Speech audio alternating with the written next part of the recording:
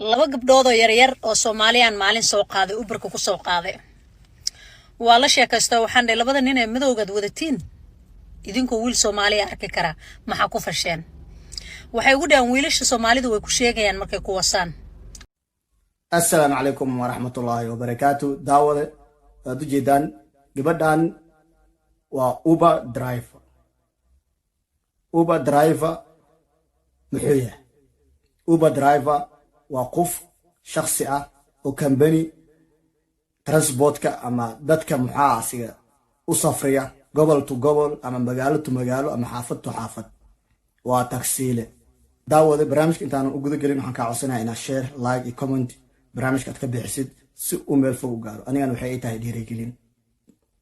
daawada gabadhan waxay leedahay waxaan ka shaqeeyaa company-ga waxaan u shaqeeyaa Uber waxaan ahay taksiile si kala hadaad in ku dhigo.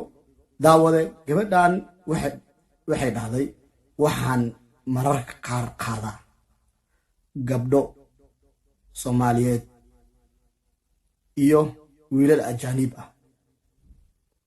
gabadhi markaan weydiiyo abaayo ninkan yuu yahay waxay ku jawaabaysaa abaayo waa boyfriendkayga ama waa saaxiibkayga.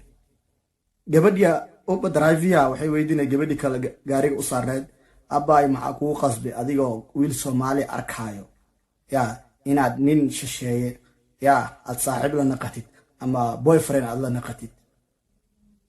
gabadhii taksiga soo raacday ayaa ku jawaabaysa iyadoo leh waxaan u soo raacay ninkan ajaanibka ah wax allaala wixii na dhaxmaro sexual ama muxaas galmo qofna uma sheego balse nin Soomaali ah haddaad galmo la samaysid ama waxyaalo kale idin dhaxmaro wuxuu sameynayaa wuxuu u sheegayaa saaxiibadiisa iyo community kadibna meeshaas ayaad ku ceeboobaysaa.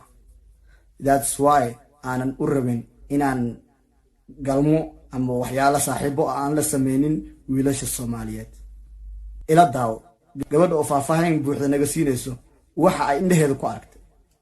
laba gabdhood oo yaryar oo Soomaaliyan maalin soo qaaday Uberka ku soo qaaday waa la sheekaysto waxaan dhahay labada nin ee madowgad wadatiin idinku wiil Soomaali arki kara maxaa ku fasheen waxay ugu dhawaan wiilasha Soomaalidu way ku sheegayaan markay ku wasaan way ku sheegayaan way ku sheegayaan dadka dhanana ku ogaanaya.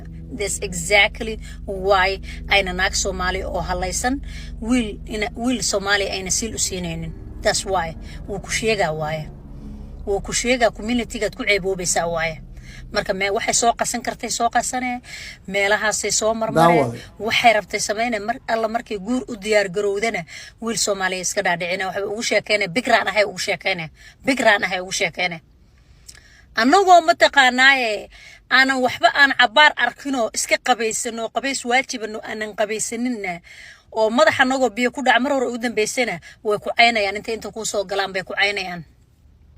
waxay ku dhahayaan dhilaa tahay saanaa tahay walaalo dhilaynimada dee mid la isku tira ma ahe waa midka aad tahay adigaana taas adaa u qalma.